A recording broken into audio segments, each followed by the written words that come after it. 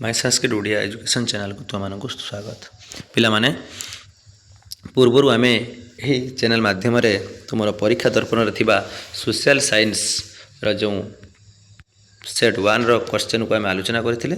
आज आम यही वीडियो माध्यम तुम से social science model question set 2 थिबा ऑब्जेक्टिव पार्ट प्रश्न पत्र गुड़िकर आलोचना करी उत्तर को आलोचना करिबा। पिला माने मु पूर्वर मध्य कहि रखिथिले क विभाग ख विभाग भली तुमर दुईटी विभाग रही जमी आम विज्ञान मध्य पढ़ी तो क विभाग में पिला तुम इतिहास और राजनीति विज्ञान देखला बेले तो ख विभाग में तुम भूगोल और अर्थनीति विज्ञान को पाइब। तो पिला माने आस आम प्रथमे 1 रु जो 25 पर्यंत अच्छी इतिहास और राजनीति विज्ञान प्रश्न पत्र को आलोचना करिबा। तापर आम ख विभाग जो रही प्रथम रु आउ 25 प्रश्नर आम उत्तर को आलोचना करिबा। तो प्रथम प्रश्न, गांधीजी केबे बारिस्टरी पढ़ाई इंग्लैंड यात्रा करथिले? यार आंसर हो पाने कौन ना 1888 सी। से भली 2 नंबर प्रश्नर उत्तर 2 नंबर प्रश्न को देखिबा ना गांधीजी दक्षिण अफ्रिका रे क्यों जेल रे बंदी होइथिले? ना 2 नंबर पिला माने डी जोहान्सबर्ग। नाटाल भारतीय कांग्रेस की प्रकार अनुष्ठान थिला? ना 3 नंबर पिला माने बी राजनैतिक अनुष्ठान थिला। ठीक से ही 4 नंबर कौन कहते ना इंडियन ओपिनियन की पत्रिका थिला? ना पे की प्रकार पत्रिका थिला इंडियन ओपिनियन ना सेटा गोटे 4 नंबर पिला माने संवाद पत्रिका थिला। ठीक से ही 5 नंबर कौन अच्छी ना 5 नंबर प्रश्न अच्छी गांधीजी मतरे सत्याग्रहर अर्थ कौन?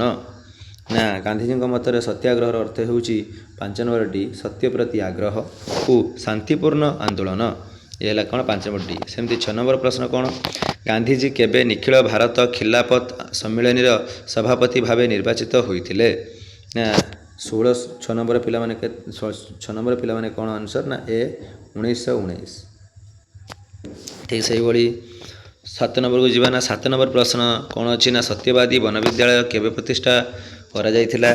ना सत्यवादी वन विद्यालयटी तुमर 1909 मसीह प्रतिष्ठा करा जाइथिला। स्वेच्छासेवी और कर्मी मानक प्रशिक्षण देवाई क्यों स्थान में अलाका आश्रम प्रतिष्ठा करा जाइथिला?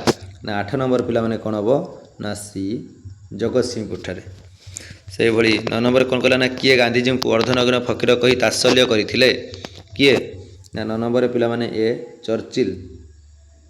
से भली 10 नंबर कौन अच्छी प्रश्न ना कांग्रेस केउ दिन भारत छाड़ प्रस्ताव को अनुमोदन कला?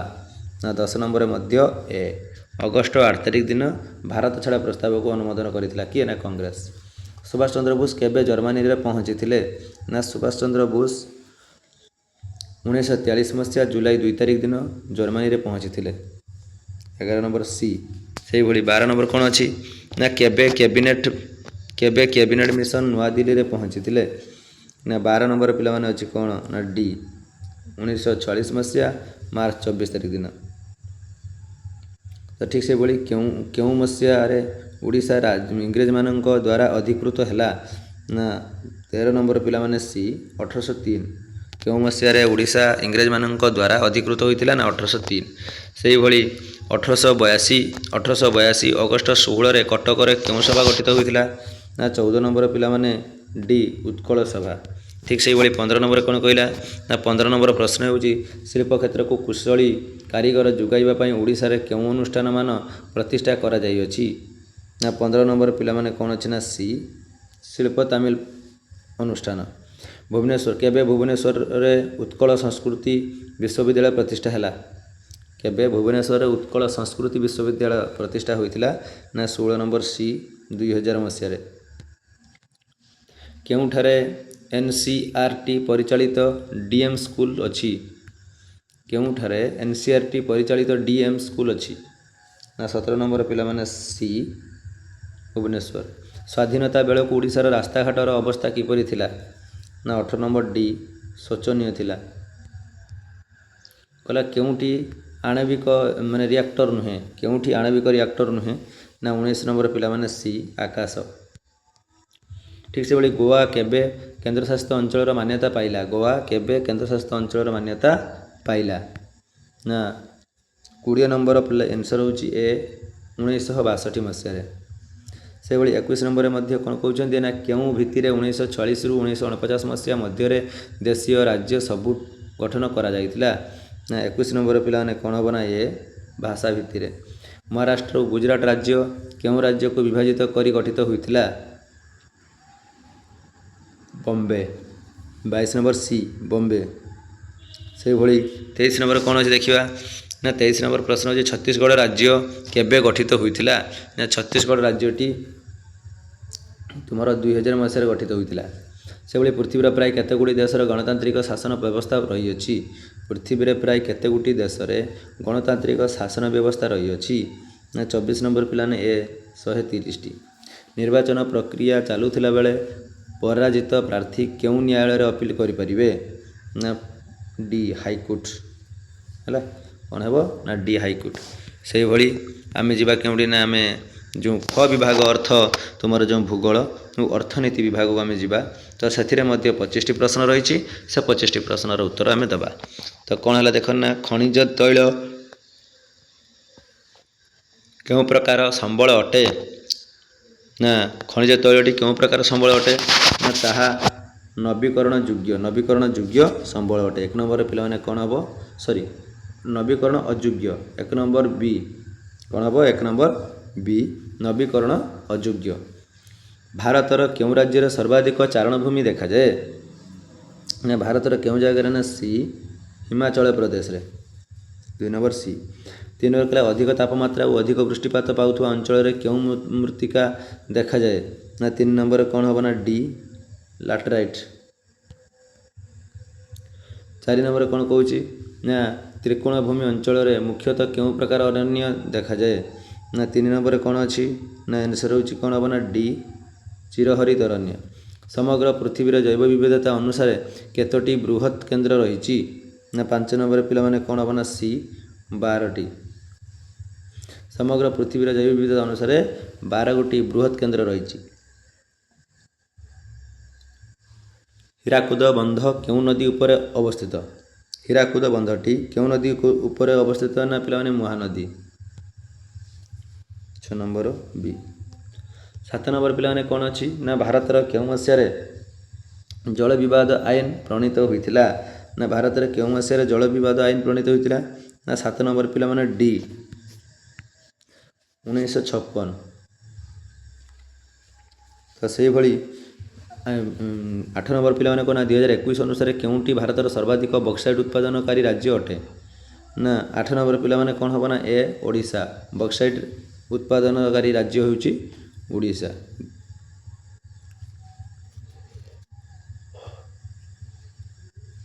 ନିମ୍ନଲିଖିତ ମଧ୍ୟରୁ କେଉଁଟି ଅଣପାରମ୍ପରିକ ଶକ୍ତି ସମ୍ବଳର ଉତ୍ସ ଅଟେ? ନା 9 ନମ୍ବର ପିଲାମାନେ କ'ଣ ଦେଇଛି? ନା ସି ଭୂତାପ। ଠିକ୍ ସେହିଭଳି 10 ନମ୍ବରକୁ ଯିବା। ନା 10 ନମ୍ବର ପ୍ରଶ୍ନ କହୁଛି ଭାରତର କେଉଁଠାରେ ବହୁଳ ପରିମାଣରେ ଗ୍ୟାସ୍ ଭଣ୍ଡାର ଆବିଷ୍କୃତ ହୋଇଛି? ନା 10 ନମ୍ବର ପିଲାମାନେ କ'ଣ ଅଛି? ନା ବି କୃଷ୍ଣା ଗୋଦାବରୀ ଉପତ୍ୟକା। ସ୍ଥାନାନ୍ତରିତ କୃଷିକୁ ଆସାମରେ କ'ଣ କୁହାଯାଏ? ନା ସ୍ଥାନାନ୍ତରିତ କୃଷିକୁ ଆସାମରେ କ'ଣ କୁହାଯାଏ? ନା ଝୁମ୍। 11 number C. ସେହିଭଳି 12 ନମ୍ବର ସେ କ'ଣ କହୁଛି? ନା ଗହମ ଚାଷ ପାଇଁ ବାର୍ଷିକ କେତେ ପରିମାଣ ବୃଷ୍ଟିପାତ ଆବଶ୍ୟକତା ହୋଇଥାଏ? ନା 12 ନମ୍ବର ପିଲାମାନେ ସେ କହିଲା କ'ଣ? ନା ବି 50ରୁ 75 ସେଣ୍ଟିମିଟର। ସେହିଭଳି 13ରେ କ'ଣ କହୁଛି? ନା କାହାକୁ ଭାରତର ଇଲେକ୍ଟ୍ରୋନିକ୍ସ ରାଜଧାନୀ ବୋଲି କୁହାଯାଏ? ନା 13 ନମ୍ବର ପିଲାମାନେ କ'ଣ ହେବ? ନା ଏ ବେଙ୍ଗାଲୁରୁ। ସେହିଭଳି 14 ନମ୍ବର ରାଉରକେଲା ଇସ୍ପାତ କାରଖାନା ଜର୍ମାନୀ।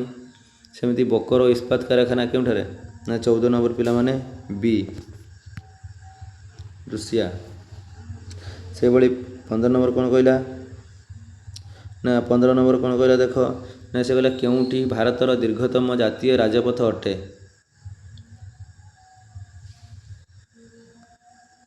ଶ୍ରୀନଗର ଠାରୁ କନ୍ୟାକୁମାରୀ। ଏ 15 ନମ୍ବର। 16 ନମ୍ବର କ'ଣ କହୁଛି? ନା 16 ନମ୍ବର ସେ କହୁଛନ୍ତି ଯେ ଉତ୍ତର ରେଳପଥର ମୁଖ୍ୟ କାର୍ଯ୍ୟାଳୟ କେଉଁଠାରେ ଅବସ୍ଥିତ? ନା 16 ନମ୍ବର ପିଲାମାନେ ଏ ନୂଆଦିଲ୍ଲୀ। ନିମ୍ନଲିଖିତ କେଉଁ ବାତ୍ୟାଟି ପୁରୀ ଜିଲ୍ଲାର ବ୍ୟାପକ କ୍ଷତି ଘଟାଇଥିଲା? ନା 17 ନମ୍ବର ପିଲା ବି ଫନି। ସେଭଳି ଆଜିକାଲି କୁଆପଥର ବୃଷ୍ଟିକୁ ପ୍ରତିରୋଧ କରିବା ପାଇଁ ମେଘର କ'ଣ ପ୍ରୟୋଗ କରାଯାଇଛି? ନା 18 ନମ୍ବର ପିଲାମାନେ ମଧ୍ୟ ବି ସିଲଭର ଆୟୋଡିନ୍। ସେମିତି 19 କହିଲା ଭାରତ କେବେ ବିଶ୍ୱ ବାଣିଜ୍ୟ ସଂଗଠନର ସଦସ୍ୟତା ଲାଭ କଲା? ନା 19 ନମ୍ବର ପିଲାମାନେ ସି 19 ନମ୍ବର ସି 1995 ମସିହାରେ ମାନେ ବିଶ୍ୱ ବାଣିଜ୍ୟ ସଂଗଠନର ସଦସ୍ୟତା ଲାଭ କରିଥିଲା। ସେଭଳିଆ ନିମ୍ନଲିଖିତ କାହା ଜରିଆରେ ଜାତୀୟ ସଞ୍ଚୟ ସାର୍ଟିଫିକେଟ୍ ବିକ୍ରି କରାଯାଇଥାଏ? କାହା ଜରିଆରେ? ନା 20 ନମ୍ବର ପିଲାମାନେ କ'ଣ ହେବ? ନା ସି ଡାକଘର। ଭାରତରେ ପ୍ରତିବର୍ଷ କେଉଁ ଦିନଟି ଜାତୀୟ ଖାଉଟି ଦିବସ ରୂପେ ପାଳିତ କରାଯାଏ? ନା 21 ନମ୍ବର ଏ ଡିସେମ୍ବର 24। କେଉଁ ପ୍ରକାର କୃଷିରେ ଯାନ୍ତ୍ରିକ ଉପକରଣର ଅଧିକ ବ୍ୟବହାର ହୋଇଥାଏ? ନା 22 ନମ୍ବର ପିଲାମାନେ ସି ବ୍ୟାପକ କୃଷି। ସେମିତି 23 ନମ୍ବର କ'ଣ କହିଲା? ନା ଭାରତର କେଉଁ ମସିହାରେ ପ୍ରଥମ ପଞ୍ଚବାର୍ଷିକ ଯୋଜନା ଆରମ୍ଭ ହୋଇଥିଲା? କେଉଁଠି? ନା ତାହା ହେଉଛି ପଞ୍ଚବାର୍ଷିକ ଯୋଜନା ପ୍ରଥମେ କେଉଁଠି ହୋଇଥିଲା? ନା କେବେ ହୋଇଥିଲା? ନା ତୁମର 1951। ଠିକ୍ ସେହିଭଳି କେଉଁ ବ୍ୟବସାୟକୁ ଆଗକୁ ବଢ଼ାଇବାରେ ସାହାଯ୍ୟ କରିଥାଏ? କେଉଁ କେନ୍ଦ୍ର ବ୍ୟବସାୟକୁ ଆଗକୁ ବଢ଼ାଇବାରେ ସାହାଯ୍ୟ କରିଥାଏ? ନା 24 ନମ୍ବର ପିଲାମାନେ ସି ତ୍ୱରକ। ଚିର୍ କେଉଁ ପ୍ରକାର ଅରଣ୍ୟର ଏକ ପ୍ରଧାନ ବୃକ୍ଷ? ନା ବି ଉପକ୍ରାନ୍ତୀୟ ପାର୍ବତ୍ୟ ଅରଣ୍ୟ। ପିଲାମାନେ ଥ୍ୟାଙ୍କସ୍ ଫର୍ ୱାଚିଂ। ତୁମେ ଯେଉଁ ଏହି ଭିଡ଼ିଓଟି ଦେଖିଲ ଧୈର୍ଯ୍ୟର ସହକାରେ ତୁମେ ସେଥିପାଇଁ ଧନ୍ୟବାଦ। ପିଲାମାନେ ଏହି ଭିଡ଼ିଓ ମାଧ୍ୟମରେ ମୁଁ ଯେଉଁ ତୁମକୁ ପ୍ରଶ୍ନ ଗୁଡ଼ିକ କହୁଛି ତାହା ବହୁତ ଗୁଡ଼ିକ ପ୍ରଶ୍ନ ଗୁଡ଼ିକ ତୁମର ପରୀକ୍ଷାରେ ଆସିବ। ଆଉ ଆଗରୁ ମଧ୍ୟ ଯେଉଁ ତୁମର ଏସ୍ଏଲ୍ଇ ହେଉ ବା ସାଂସ୍କ୍ରିଟ୍ ହେଉ ବା ଓଡ଼ିଆ ହେଉ ବା ତୁମର ବିଜ୍ଞାନ ହେଉ ମୁଁ ଯେଉଁ ଗୁଡ଼ିକ ସବୁ ଆଲୋଚନା କରିଥିଲି ପ୍ରାୟତଃ କହିବା ପାଇଁ ଗଲେ 98%, 99% ସମସ୍ତ ପ୍ରଶ୍ନ ଗୁଡ଼ିକ ମଧ୍ୟ ସେହି ପରୀକ୍ଷା ଦର୍ପଣ ଓ ମୋର ମାରାଥନ୍ କ୍ଲାସ୍ରୁ ଆସିଅଛି। ତେଣୁ ପିଲାମାନେ ମୋର ଏହି ଭିଡ଼ିଓକୁ ସ୍କିପ୍ ନକରି ଭଲ ଭାବରେ ଦେଖିବା ପାଇଁ ଚେଷ୍ଟା କର। ଆଉ ଆଗକୁ ମଧ୍ୟ ତୁମମାନଙ୍କ ପାଇଁ ଯାହାଫଳରେ କ'ଣ ନା ମୁଁ ମଧ୍ୟ ଆଉ 3ଟି ସେଟ୍ ଆଣିବା ସହିତ ଗୋଟିଏ ମାରାଥନ୍ କ୍ଲାସ୍ ମଧ୍ୟ ନେଇ ଆସିବି। ଧନ୍ୟବାଦ। ଆଜିର ଦିନଟି ତୁମ ପାଇଁ ଶୁଭମୟ ହେଉ, ମଙ୍ଗଳମୟ ହେଉ।